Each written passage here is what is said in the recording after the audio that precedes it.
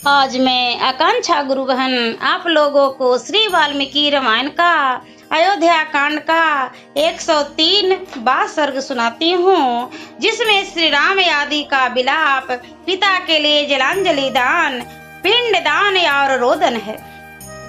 भरत की कही हुई पिता की मृत्यु के संबंध रखने वाली करुणाजनक बात सुनकर श्री रामचंद्र जी दुख के कारण अचेत हो गए। भरत के मुख से निकला हुआ यह वचन ब्रज सा लगा, मानो दानव शत्रु इंद्र ने युद्ध स्थल में ब्रज का प्रहार सा कर दिया हो। मन को प्रिय न लगाने वाले उस बाग ब्रज को सुनकर शत्रुओं को संताप देने वाले श्री राम दोनों भुजाओं को ऊपर उठाकर जिसकी डालियां खिली हुई हो वन में कुल्हाड़ी से कटे हुए उस वृक्ष की भांति पृथ्वी पर गिर पड़े। पृथ्वीपति श्री राम इस प्रकार पृथ्वी पर गिरकर नदी के तट को दांतों से विदीर्ण करने के परिश्रम से थक कर सोए हुए हाथी के समान प्रतीत होते थे। शोक के कारण दुर्बल हुए उन महाधनुर्धर श्री राम को सब ओर से घिरकर सीता सहित रोते हुए वे तीनों भाई आंसुओं के जल से भिगोने लगे।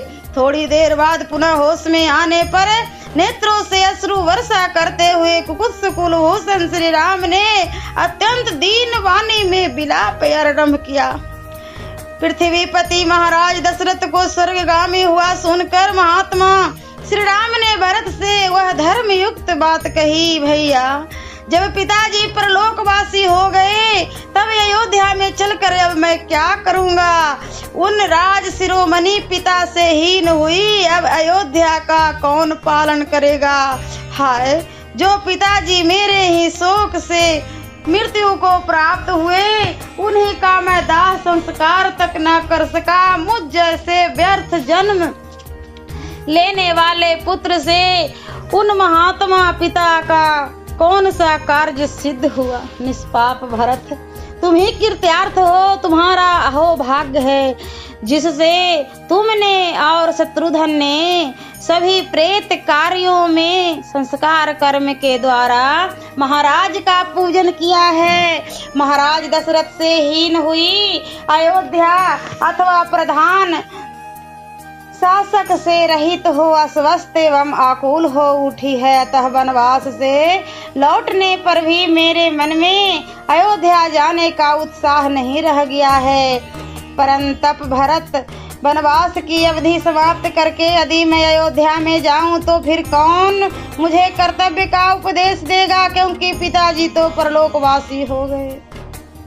पहले जब मैं उनकी किसी आज्ञा का पालन करता था तब वे मेरे सद्व्यवहार को देखकर मेरा उत्साह बढ़ाने के लिए जो जो बातें कहा करते थे, कानों को सुख पहुंचाने वाली उन बातों को अब मैं किसके मुख से सुनूंगा। भरत से ऐसा कहकर शोक संतप्त श्री रामचंद्र जी पूर्ण चंद्रमा के समान मनोहर मुख वाली अपनी पत्नी के पास आकर बोले, सीते तुम्हारे ससुर चल बसे, लक्ष्मण तुम पीड़ित हीन हो गए। भरत पृथ्वीपति महाराज दशरथ के स्वर्गवास का दुखदायी समाचार सुना रहे थे।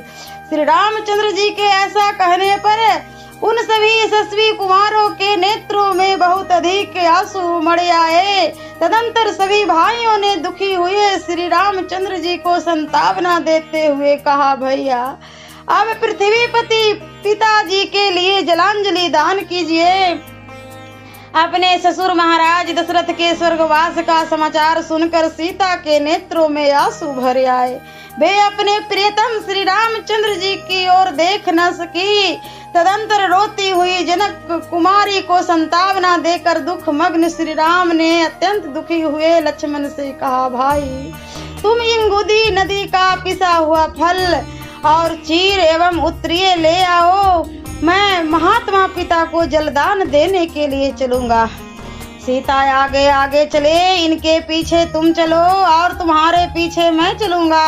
शोक के समय की यह परिपाटी है जो अत्यंत दारुणी होती है। तत्पश्चात इनके कुल के परंपरागत सेवक आत्मज्ञानी परम बुद्धिमान कोमल स्वभाव वाले जितेंद्रिय तेजस्वी और श्री राम के हृदय भक्त सुमंत समस्त राजकुमारों के साथ श्री राम को धैर्य बंधाकर उन्हें हाथ का सहारा दे कल्याणमयी मंदाकिनी के तट पर ले गए। वे यशस्वी कुमार राजकुमार सदा पुष्पित कानन से शोभित शीघ्र गति से प्रवाहित होने वाली और उत्तम घाट वाली रमणीय नदी मंदाकिनी के तट पर कठिनाई से पहुंचे तथा उनके पंख रहित कल्याणप्रद तीर्थभूत जल को देखकर उन्होंने राजा के लिए जल दिया। उस समय बोले, पिताजी, यह जल आपकी सेवा में उपस्थित हो। पृथ्वी पालक श्री राम ने जल से भरी हुई अंजलि लेकर दक्षिण दिशा की ओर मुंह करके रोते हुए इस प्रकार कहा, मेरे पूज्य पिता राज शिरोमणि महाराज दशरथ, आज मेरा दिया हुआ यह निर्मल जल तीर्थलोक में गए हुए आपको अक्षय रूप में प्राप्त हो। इसके बाद मंदाकिनी के जल से निकलकर किनारे पर आकर तेजस्वी श्री रघुनाथ जी ने अपने भाइयों के साथ मिलकर पिताजी के लिए पिंडदान किया। उन्होंने इंगुदी के गुदे में बेर मिलाकर उनका पिंड तैयार किया और बिछे हुए कुशों पर उसे रखकर अत्यंत दुख से आर्त हो रोते हुए यह बात कही, महाराज, प्रसन्नता पूर्वक यह भोजन स्वीकार कीजिए, क्योंकि आजकल यही हम लोगों का आहार है।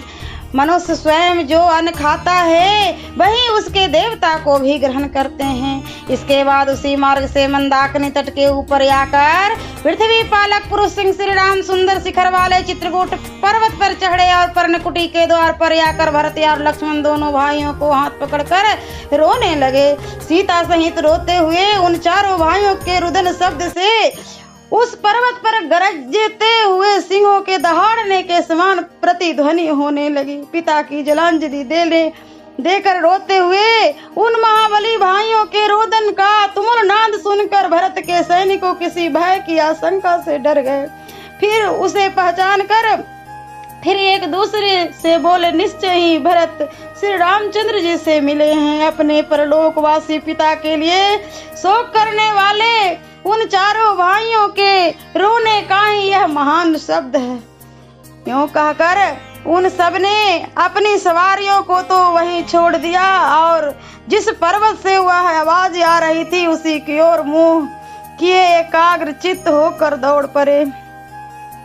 उनसे भिन्न जो सुकुमार मनुष्य थे उनमें से कुछ लोग घोड़ों से, कुछ हाथियों से, कुछ सजे सजाए रथों के आगे बढ़े, कुछ कितने मनुष्य पैदल ही चल दिए। वे लोग चारों भाइयों की मिलन देखने की इच्छा से खुरों एवं पहियों के से युक्त नाना प्रकार की सवारियों द्वारा बड़ी उतावली से चल पड़े। अनेक प्रकार की सवारियों तथा रथ की पहियों के आक्रांत हुई वह भूमि भयंकर शब्द करने लगी, ठीक उसी तरह जैसे मेघों की घटा घिर आने पर आकाश में गड़गड़ाहट होने लगती है। लोगों ने सहसा पहुंचकर देखा, यशस्वी पाप रहित पुरुष सिंह श्री राम वेदी पर बैठे हैं। श्री राम के पास जाने पर सबके मुख आंसुओं से भीग गए। सब लोग मंथरा सहित कैकेयी की निंदा करने लगे। उन सब लोगों ने नेत्र आंसुओं से भरे थे और वे सब के सब अत्यंत दुखी हो रहे थे। धर्मज्ञ श्री राम ने उन्हें देखकर माता पिता की भांति हृदय से लगाया। श्री राम ने कुछ मनुष्यों को वहां छाती से लगाया तथा कुछ लोगों ने पहुंचकर वहां उनके चरणों में प्रणाम किया। राजकुमार श्री राम ने उस समय वहां आए हुए सभी मित्रों और बंधुओं बांधवों को अथायोग सम्मान किया। उस समय वहां रोते हुए उन महात्माओं का वह रोदन शब्द पृथ्वी, आकाश, पर्वतों की गुफा और संपूर्ण दिशाओं को निरंतर प्रतिध्वनित करता हुआ मृदंग की ध्वनि के समान सुनाई पड़ता था। सियावरे रामचंद्र की जय। और मैं अगले वीडियो में अयोध्या कांड का 104वां सर्ग सुनाऊंगी।